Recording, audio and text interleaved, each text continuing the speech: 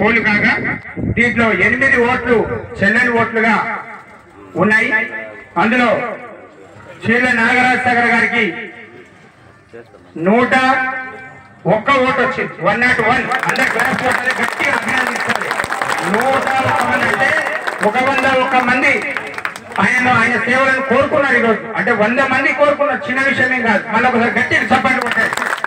తర్వాత జి సత్యం సాగర్ గారి 482 ఓట్లు వచ్చినాయి. అయితే ఈ నాగరాజ్ సీట్లు వద్దన్నా ప్లీజ్ తమ్మి మనదే మన అందరం నాగరాజ్ సాగర మీద సత్యం సాగర విజయం సాధించిందని చెప్పి ప్రకటించడం జరుగుతుంది. నాగరాజ్ సాగరకు 101, సత్యం సాగరకు 482. ఇద్దరు అభ్యర్థులు ఒకసారి ఇక్కడికి రావాలి. సత్యం సాగర, నాగరాజ్ సాగర ప్లీజ్. వీళ్ళిద్దరు కూడా మా అందరి సమక్షంలో ఇద్దరు కలిసి ఫ్యూచర్ లో ఏ తేడా లేకుండా కలిసి పనిచేస్తారని చెప్పి షేక్ హ్యాండ్ ఇచ్చి అలై బలై తీసుకోండి. అందరు క్లాస్ కొట్టారు గట్టిగా. మీ ఇద్దరికి కూడా కంగ్రాచులేషన్స్. తర్వాత ప్రధాన కార్యదర్శి 591 ఓట్లు పోలు కాగా దీంట్లో చెల్లని ఓట్లు 6. జి స్వామి సగరకు 85 ఓట్లు వచ్చినాయి. గట్టి కొట్టారు.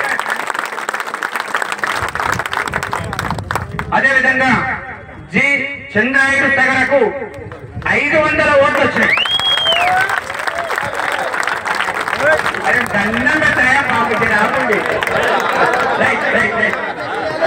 స్వామి సగర మీద చంద్రాయుడు సగర గారు విజయం సాధించిందని చెప్పి ప్రకటించడం జరుగుతుంది. మీ ఇద్దరికి కూడా కంగ్రాచులేషన్స్. ఇద్దరు కూడా సేవ చేయడానికి వచ్చారు మన జాతికి. మీరు ఇద్దరు కలిసి ఉండాలి. మంచి షేక్ తీసుకోండి. ఓకే, థ్యాంక్ యూ ఇద్దరికి కంగ్రాచులేషన్. తర్వాత అధ్యక్షుల ఓట్లు లెక్కింపులో ఒక విచిత్ర ఆగండి. అధ్యక్షుల ఓట్లు ఇంకో డిస్టర్బ్ చేయకండి ప్లీజ్. అధ్యక్షుల ఓట్లు ఒక ప్రత్యేకత. కోశాధికారికి, ప్రధాన కార్యదర్శి గారికి చెల్లె ఓట్లు అండి.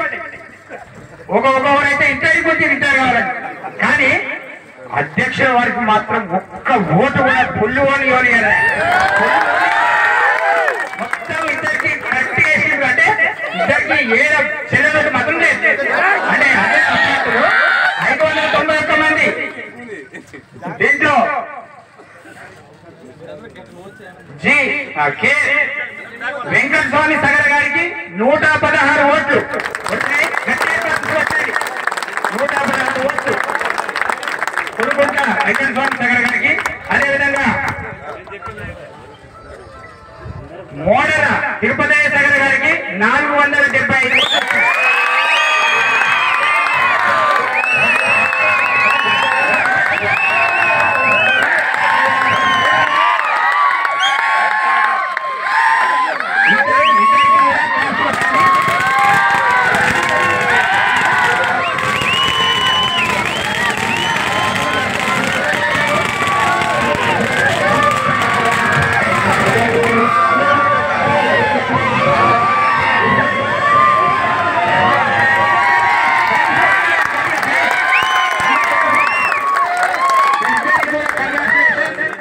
భవిష్యత్తులో వీరిద్దరు వాళ్ళిద్దరు 6 మంది కలిసి సేవ చేస్తారు. బాధ్యతలు మాత్రం ఈరోజు అధ్యక్షుడిగా వెంకటస్వామి సగర మీద తిరుపతి సగర గారు విజయం సాధించారని చెప్పి ప్రకటించడం జరుగుతుంది.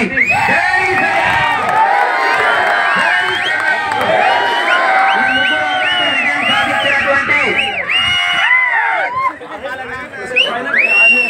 సత్యం సగర గారు, చంద్రాయుడు సగర గారు, తిరుపతి సగర గారు ఈ ముగ్గురు విజయం సాధించారు.